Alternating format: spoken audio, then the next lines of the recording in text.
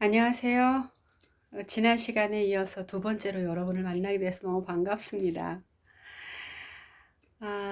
지난 시간에 부모 교육과 또 엄마의 말, 엄마의 마음 이런 주제로 간략하게 설명을 드렸었는데요.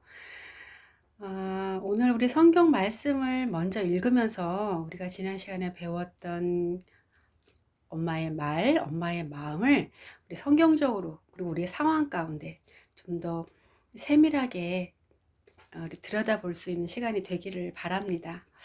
먼저 제가 부모 교육을 성경적으로 우리가 어떻게 잘 배워나갈 수 있을까, 그것에 앞서서 제가 한 가지 질문을 드리고 싶어요.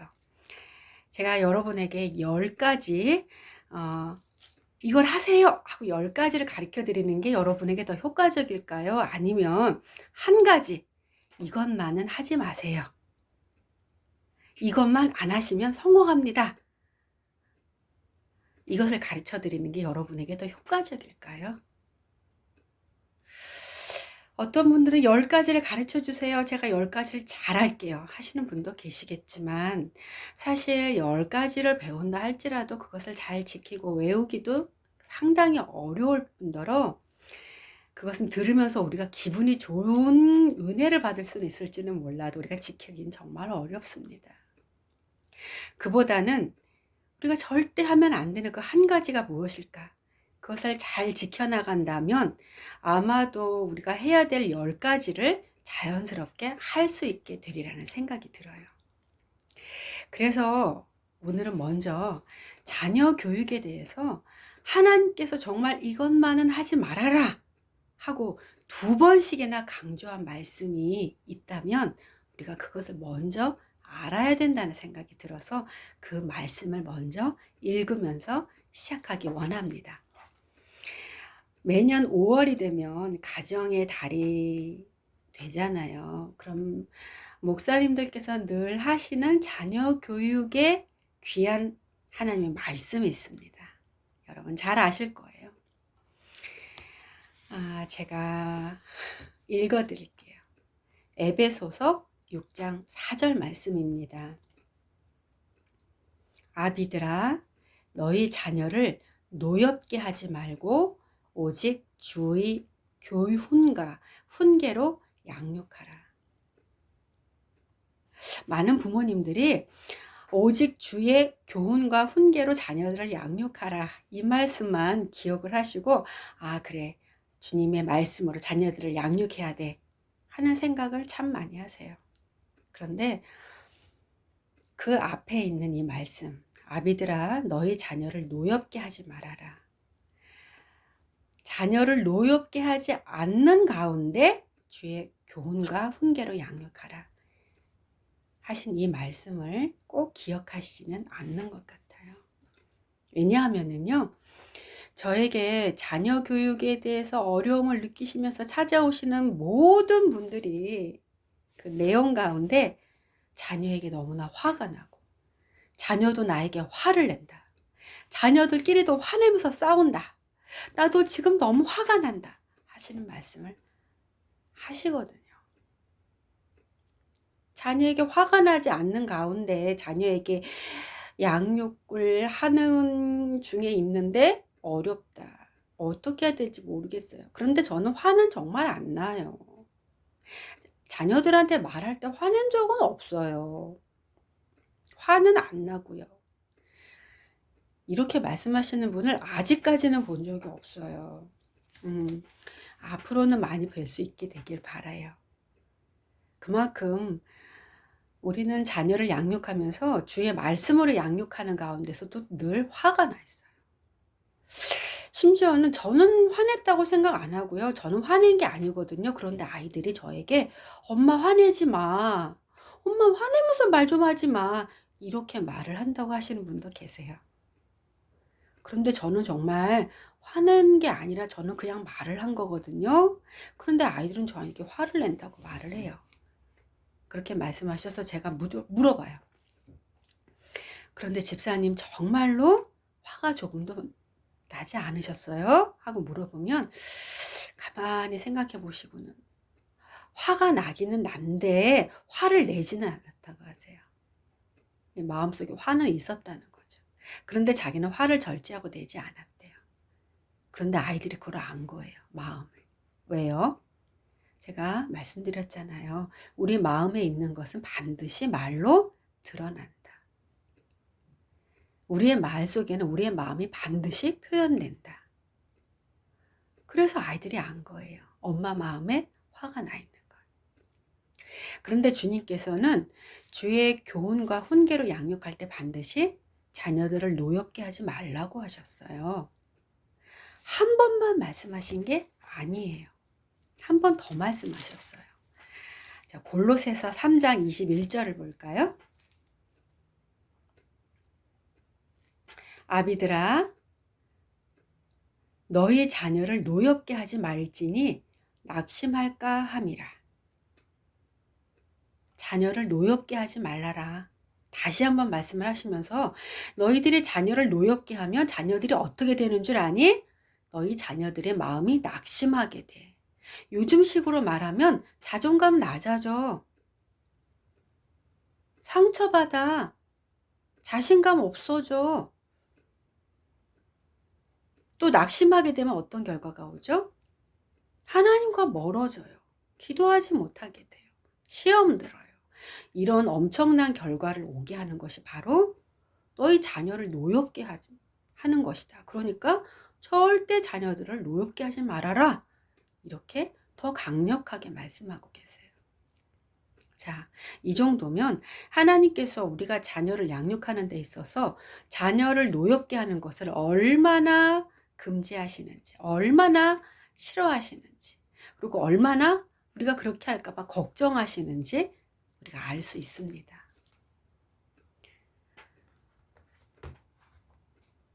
자, 그러면 우리 어머니들은 자녀를 노엽게 하고 싶어서 노엽게 하나요? 아니에요.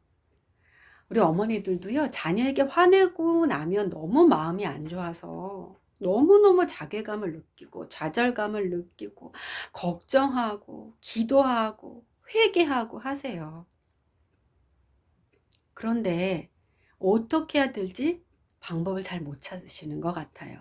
그래서 어떤 분들은 이런 방법을 쓰세요. 오늘부터 무조건 참겠다. 아무리 화가 나도 무조건 참겠다. 끝까지 참겠다. 하시는데요. 끝까지 못 참으세요. 그래서 9번 참다가 한 번 어떻게 될까요? 폭발해요. 폭발. 예, 9번 참고 한 번 폭발하게 되면 9번 참은 것이 아무 효과가 없어요. 오히려 더 실패감이 커져요. 그렇다면 우리 참을 수 없겠죠. 참는 방법으로 이거 해결이 안 돼요. 그래서 또 다른 방법을 쓰시는 어머니들이 계세요. 그게 뭐냐면 내버려 두는 거예요. 예. 이제는 내가 잔소리하지 말아야지. 말하면 싸우니까. 잔소리하지 말고 한번 내버려 둬야지. 네. 네, 내버려 두기로 마음 먹습니다. 네. 그런데 어디까지 내버려 둘 수 있을까요? 어려워요. 어떻게 자녀가 잘못하고 있는 것을 보면서도 계속 내버려 둘 수가 있겠습니까? 그리고 그것은 합당한 교육 방법이 아니에요. 방임이라고 하죠. 방임의 교육 방법은 차라리 잔소리를 계속적으로 하는 것보다도 더 나쁠 수 있어요. 그렇다면 어떻게 해야 자녀를 노엽게 하지 않으면서 우리가 싸우지 않으면서 주의 교훈과 훈계로 잘 양육할 수 있을까요? 그것을 우리가 배우기 위해서 자녀와 우리가 잘 소통하고 대화할 수 있는 방법을 배울 필요가 있습니다. 그래서 제가 하는 자녀 교육 방법은 주로 자녀와 엄마, 아빠와 간의 대화, 어떻게 하면 우리가 원만하게 대화를 잘 하면서 자녀를 잘 양육할 수 있는지 그 대화에 초점이 맞춰져 있습니다. 다시 말하면 우리가 잘 대화해야 되는 이유는 자녀를 노엽게 하지 않으면서 주의 교훈과 훈계로 양육하려는데 그 목적이 있는 거죠. 그리고 그것을 통해서 자녀를 노엽게 하지 않고 낙심하지 않게 하고 오히려 그들로 하여금 자신감을 가지고 이 세상에서 하나님 이름을 높이는 자녀로 자랄 수 있도록 우리가 도울 수 있는 것이 목표라고 할 수 있습니다. 어떻게 말할 것인가? 자녀들에게 어떻게 말할 것인가? 어떻게 하면 싸우지 않고 말할 것인가? 자, 이것을 우리 하나의 상황을 놓고 설명을 해보겠습니다. 예를 들어서 이런 경우가 있습니다. 아침부터 아이들이 식탁에서 막 싸워요. 아침부터 싸워요. 자, 이런 상황에서 엄마 어떻게 해야 됩니까? 첫 번째, 무조건 참는다. 못 본 척한다. 두 번째, 내버려 둔다. 세 번째, 너희 밥상에서 아침부터 뭐 하는 짓이야? 아침부터 이렇게 싸우면 돼, 안 돼? 너희들이 아침부터 이렇게 싸우면 하나님이 기뻐하시겠나? 안 기뻐하시겠어? 학교 가면 기분이 좋겠어? 안 좋겠어? 이렇게 가르친다. 자, 어떻게 하시겠어요? 자, 이 세 가지 방법 중에 과연 순조롭게 아이들이 네, 알겠습니다. 순종하면서 맛있게 밥을 먹고 기분 좋게 갈 수 있는 방법이 있을까요? 저 없을 것 같아요. 보통 이럴 때 어머니들이 자녀들에게 밥상에서 이렇게 싸우면 안 된다. 아침부터 언성을 높이면 안 된다. 그러길래 어젯밤에 엄마가 일찍 자라고 했잖아. 어젯밤에 계속 그렇게 핸드폰 보고 장난치고 다른 짓 했으니까 아침에 피곤해서 늦게 일어나서 이러는 거 아니야. 라고 이야기했을 때 기분 좋게 대화가 끝나는 경우는 없습니다. 도리어 아이들은 더 말대답하고 듣기 싫어하는 표정하고 그러면 엄마는 또다시 잔소리를 더 목소리를 높여서 하게 되면서 아침부터 다투게 되죠. 왜 다투게 될까요? 왜 언성이 더 높아지는 걸까요? 그것은 아이들이 지금 보여주고 있는 행동, 밥상에서 말싸움부터 하고 얼굴 표정도 안 좋고 짜증내고 이런 행동이 내 눈에 띄었을 때 그 행동을 바꿔주려고 하는 엄마의 말. 너 그 표정이 그게 뭐야? 너 지금 밥 먹는 태도가 그게 뭐야? 너 지금 동생한테 말하는 말투가 그게 뭐야? 너 어제 내가 그거 하지 말라고 했는데 그거 왜 밤새 해서 아침에 못 일어난 거야? 늦게 일어난 그 행동이 문제인 거야. 지금도 왜 핸드폰만 보고 있어? 그 행동 좀 그만둬. 이런 행동에 초점을 맞춘 엄마의 말. 그리고 그 행동을 바꾸려는 엄마의 말이 효과가 없다는 거죠.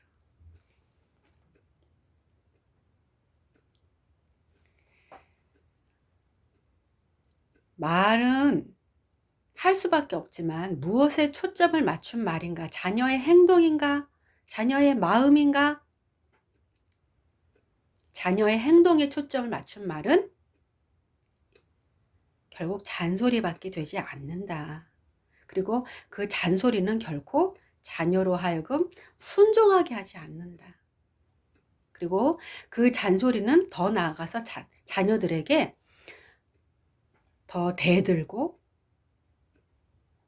더 반항하게 만들고 심지어 엄마를 비난하게 만들고 엄마에게 잔소리 그만하라고 하는 그런 식의 말대꾸를 하게 만든다는 거죠. 그럼 그 말대꾸를 듣는 엄마는 어떻겠어요? 더 잔소리하게 되는 거죠. 이것은 결국 부모와 자녀 간의 다툼을 일으키고 서로 노엽게 될 뿐입니다. 그리고 결국은 심지어 엄마가 너무 노여워져서 자녀에게 너는 항상 이런 식이야. 너는 그게 문제야. 너는 그걸 고치지 않으면 백날 소용없어. 이런 식의 저주를 품는 말을 하게 되는 거예요. 자, 자녀는 이 말을 아주 마음 깊이 새깁니다. 낙심하게 되죠. 그래, 난 이런 애야. 난 희망이 없어. 난 잘하는 게 없어. 난 이런 식이야. 이런 식의 자기 자신에 대한 잘못된 자아상을 갖게 됩니다. 이것이 부모가 원하는 건 아니죠. 어머니가 원하는 게 절대 아닙니다. 그래서 자녀들이 그런 식으로 말대꾸를 나가게 되면 엄마 마음이 너무나 아프고 괴롭고 답답하게 되죠. 어디에서부터 잘못된 걸까요?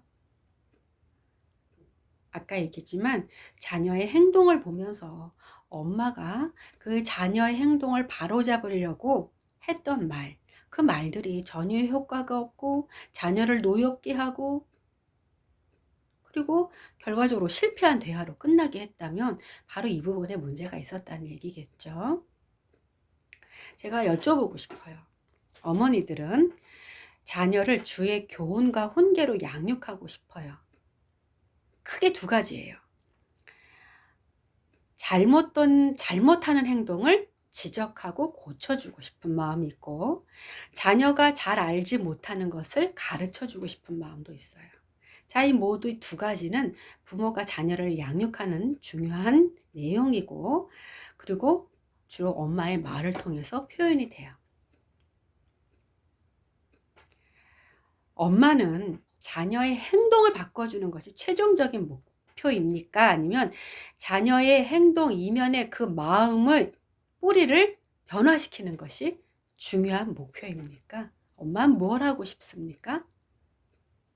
단지 자녀가 내 앞에서 하는 행동, 핸드폰을 안 본다든가, 말대꾸를 안 한다든가, 성질을 안 부린다든가, 교회에 제 시간에 간다든가, 밤늦게까지 핸드폰 안 하고 일찍 잔다든가, 이런 행동만 바꿔주면 됩니까? 그것이 목표예요? 그것만 하면 됩니까? 바로 그렇다면 어머니들은 큰 실수를 하고 계신 거예요. 아이들이 행동을 바꾸는 거에 너무 목표를 맞추다 보면은 심하게는 아주 무섭게 할 수도 있고, 그 반대로 그것만 안 하면 상 줄게, 그것만 안 하면 해달라는 거 다 해줄게 하고 무조건 보상을 해주실 수도 있어요. 또 그것이 아이들에게 잘 먹힐 수도 있죠. 하지만 그거 아세요? 엄마 앞에서만 하면 돼. 엄마한테 들키지 않는 한도 내에서만 말을 잘 듣는 척 하면 돼. 왜냐하면 벌이나 보상이나 내가 받고 싶은 것만 받고 안 받고 싶은 건 안 받고 싶으니까. 엄마한테 들키지만 않고 엄마 앞에서만 잘하면 돼 라는 생각을 갖게 할 수도 있다는 거예요. 행동에만 초점을 맞추면. 그러나 그것이 바른 교육, 바른 양육은 아닐 거예요. 엄마 앞에선 잘하는데 밖에 나가서는 전혀 다르게 행동한다면 나중에 그 열매를 보게 됐을 때 어머니들은 얼마나 배신감을 느끼겠어요? 얼마나 실패감을 느끼겠어요? 정말 마음에서부터 변화되어서 부모의 말씀을 잘 듣고 순종할 수 있는 자녀가 되는 것이야말로 진정한 양육의 성공일 거예요. 그 아이가 정말 마음으로 엄마의 말을 듣고 정말 마음으로 따르고 싶어 한다면 그것이 바로 진정한 바른 양육이겠죠. 그러려면 어머니들은 자녀의 행동 그 자체에 너무 포커싱을 맞추지 말고 저 아이가 어떤 마음일 것인지 마음을 읽어주는 것부터 시작을 하셔야 됩니다. 그런데 마음이 눈에 보이나요? 말은 보이고 행동은 보이는데 마음은 잘 안 보여요. 그래서 어려운 거예요. 그래서 주님의 말씀대로 바르게 양육하는 게 어려운 거예요. 그런데 재밌어요. 마음을 알게 되는 게 너무너무 재밌어요. 그럼 자녀의 마음을 어떻게 읽어야 될까요? 때로는 아이들이 스스로 자기의 마음을 말하기도 해요. 이런 경우가 있어요. 어떤 어머님이 자녀를 데리고 전학을 했어요. 아이가 전학하고 사실은 학교 생활 적응하는데 많이 예민하겠죠. 그런데 이 아이를 데리고 이제 엘리베이터를 탔는데 우리 아이와 똑같은 교복을 입은 학생이 그 엘리베이터에 타고 있었어요. 우리 아이는 쭈삣거리고 아무 말도 안 하고 있는 거예요. 엄마는 이 아이가 학교에 빨리 적응하게 해주고 싶어서 먼저 그 다른 학생에게 말을 걸었어요. 어머, 우리 아이하고 똑같은 교복을 입고 있네요. 혹시 몇 학년이에요? 했는데 저는 3학년이에요. 하고 얘가 아주 나긋나긋하게 대답을 했어요. 그걸 듣자마자 엄마가 마음이 좋아져서 어머, 3학년이구나. 우리 아이는 1학년이에요. 같은 학교에 다니거든요. 앞으로 엘리베이터에서 만나면 우리 딸하고 인사 잘해주세요. 이렇게 인사를 하고 그리고 내렸어요. 엄마 기분이 좋았어요. 우리 딸한테 좋은 선배가 생겼잖아요. 같은 라인에 인사도 했잖아요. 그런데 아이가 집에 들어오자마자 책가방을 내동댕이 치면서 엄마한테 있는 화 없는 화를 다 내는 거예요. 엄마 때문에 창피해 죽겠어. 엄마 때문에 창피해 죽겠어. 자, 그리고 말도 못하게 엄마한테 부끄럽다고 화를 내는 거예요. 엄마 너무나 기가 막혀서 너 지금 엄마한테 말버릇이 그게 뭐야? 엄마 너 위해서 너 좋으라고 애썼는데 너 지금 엄마한테 말버릇이 이게 뭐야? 창피하다고? 엄마가 창피하다고? 너 이런 말 할 수가 있어? 하고 둘이서 엄청나게 싸웠대요. 자, 잘 들어보세요. 엄마는 아이가 엄마가 자기를 굉장히 위해줬다는 것도 몰라주고 심지어 엄마한테 창피하다고 막 화를 내고 버릇없이 행동했어요. 그래서 엄마가 너무 속상해서 그 버릇없는 행동에 대해서 꾸짖고 화낸 거죠. 그런데 결론은 좋게 안 났어요. 아이는 방으로 문을 쾅 닫고 들어가 버리고 엄마는 너무나 속상해서 울었대요. 이 상황에서 이 아이의 행동은 확실히 문제가 있었어요. 그런데 엄마는 그 행동에 초점을 맞춰서 아이에게 지적했어요. 그런데 아이는 잘못했다고 하기는커녕 더 화를 냈죠. 그리고 문을 쾅 닫고 들어갔어요. 엄마하고 대화가 안 통해. 자, 그럼 이거 우리 한번 초점 바꿔볼까요? 아이의 마음에 초점 맞춰서 한번 대화해 볼게요. 아이의 마음은 무엇이었을까요? 아이가 스스로 말했어요. 엄마 때문에 나 너무 창피해. 이렇게 말했어요.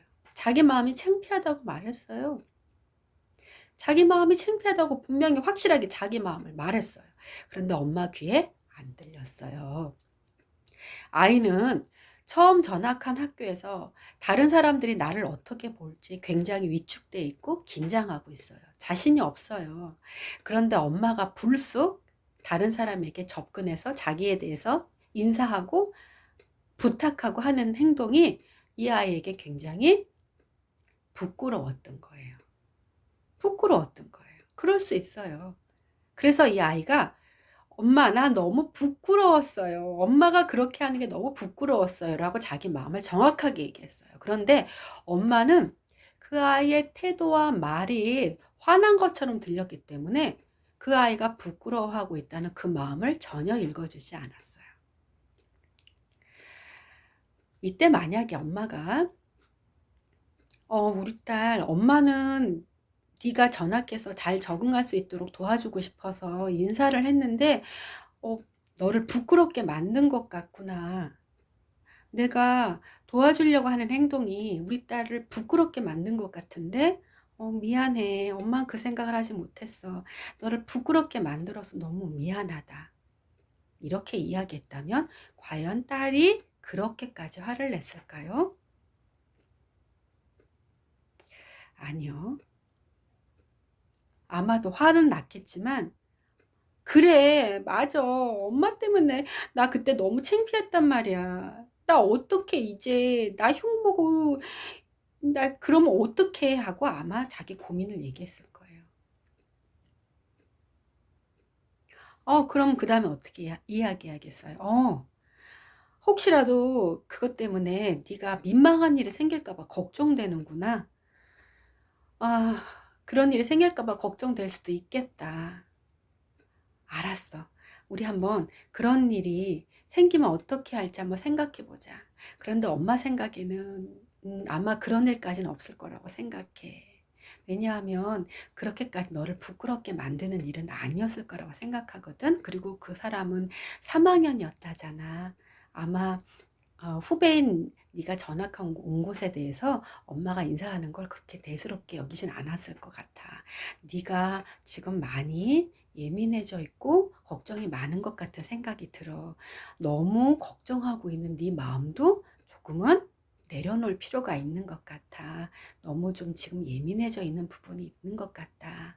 하고 좀 안도시켜줄 필요가 있었을 거예요. 그러면 아마도 그렇게 크게 싸우진 않았을 거라는 생각이 들어요. 그런데 왜 이렇게 하지 못했을까요? 아마도 우리에게는 상대방의 마음을 이해해주고 들어주는 것이 다른 사람, 나하고 가깝지 않은 사람, 다른 집사님 이런 분들에게는 좀 익숙할 수 있는데 자녀에게만은 참 어려운 것 같아요. 어머니들 마음속에는 자녀가 내 마음에 들지 않는 행동을 할 때는 그 행동을 고쳐줘야겠다는 생각이 너무나 자동적으로 먼저 떠오른다는 것 아세요? 그 행동을 바꾸려고 마음에 들지 않은 행동을 먼저 바꾸려고 하는 마음이 어머니 마음 너무 많다는 거예요. 그런데 우리 어머니들도 하나님 아버지 앞에는 자녀잖아요. 우리가 하나님 앞에 사실 잘못된 행동을 말로 표현할 수 없을 정도로 하나님이 그걸 일일이 우리 앞에 들이댄다면 부끄러워서 고개를 들 수 없을 정도로 견딜 수 없을 정도로 아마 많을 거예요. 그런데 하나님이 그 모든 순간들에 대해서 너 왜 그랬니? 혼나봐. 너 왜 그랬니? 혼나봐. 당장 고쳐. 이렇게 하시지는 않는 것 같아요. 예수님도 그러셨고요. 그런데도 우리는 자꾸만 내 마음에 들지 않는 걸 보면 그 자리에서 고쳐버리려고 해요. 자, 이런 태도, 이런 부모님의 마음이야말로 과연 하나님의 말씀에 합당한 마음일까요? 어쩌면 내가 그 순간 자녀 앞에서 내가 하나님 된 태도는 아닐까요? 내가 다 고쳐버리고 싶어.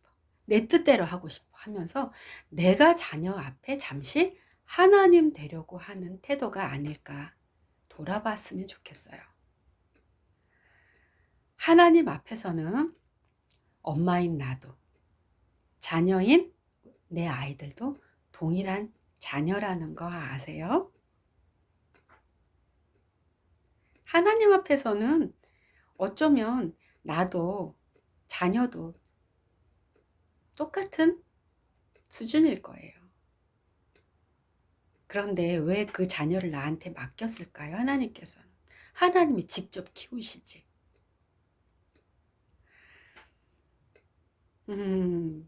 내가 잘할 수 있을 것 같아서?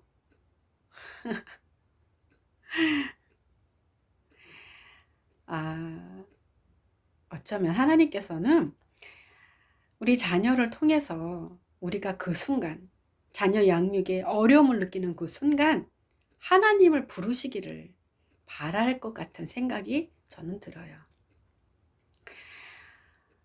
자녀 양육을 하면서 정말 어렵다고 느끼는 그 순간, 바로 그 순간은 자녀의 행동 때문에 내가 화가 나는 그 순간이에요. 자녀를 노엽게 하지 말아라. 그거 말씀을 기억해야 되는 순간은 자녀의 행동을 보면서 내가 노여워지는 바로 그 순간입니다. 그 순간 어머니는 내가 지금 화가 났다 라는 자기 마음을 반드시 캐치하셔요. 그것을 깨달으셔야 돼요. 나 지금 화났어.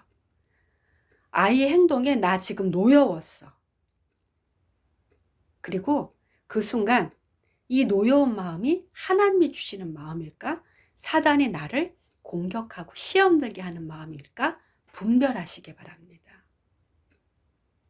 여러분, 자녀가 나를 노엽게 하는 그 순간은 내가 자녀를 양육해야 되는 순간이기 이전에 어머니가 시험에 드느냐 마느냐, 하나님의 임재를 붙잡느냐, 사단의 꼬임에 넘어가느냐 하는 절대절명의 시험의 순간입니다. 자녀의 행동을 보지 마시고 내 마음을 보세요. 엄마의 마음을 보세요. 그리고 다만 1분이라도 괜찮아요. 주님을 붙잡으세요. 그렇다고 주여 주여 하라는 말씀이 아닙니다. 잠시 눈을 감으시고 이렇게 말씀해 보세요. 주님, 제가 지금 또 시험에 들려고 합니다. 주님, 제 마음이 노엽고 분내고 화내려고 합니다. 내가 지금 자녀의 행동, 우리 딸의 행동을 보면서 막 혼내주고 싶은 마음, 잔소리해주고 싶은 마음, 내가 고쳐주고 싶은 마음에 붙들려 있습니다. 이렇게 말입니다. 그리고 도움을 구하세요. 주님, 제가 제 성격대로, 저의 죄된 본성대로 행동하지 않고 주님의 도우심을 구하면서 행할 수 있도록 저를 도와주세요. 잠깐만. 5분도 안 걸려요. 그 짧은 순간 당신이 내 성격대로, 내 마음대로, 내 성격대로, 생각대로 하지 않고 우리 주님을 붙잡을 때, 그때 바로 우리 어머님들은 자녀들 앞에서 하나님의 대사가 되는 겁니다. 대사는 자기 뜻대로 행동하지 않아요. 자기가 대표하는 그 나라의 명령에 순종합니다.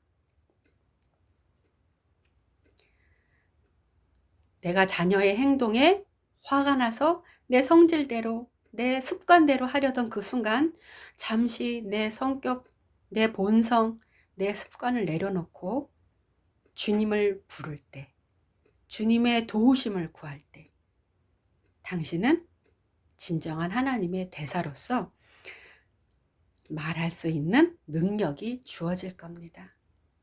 바로 그 순간, 바로 지금까지 그 순간에서 당신이 도와달라고 기도하기를 바라고 기다리고 계셨던 성령님께서 우리 어머니들을 반드시 도와주실 테니까요.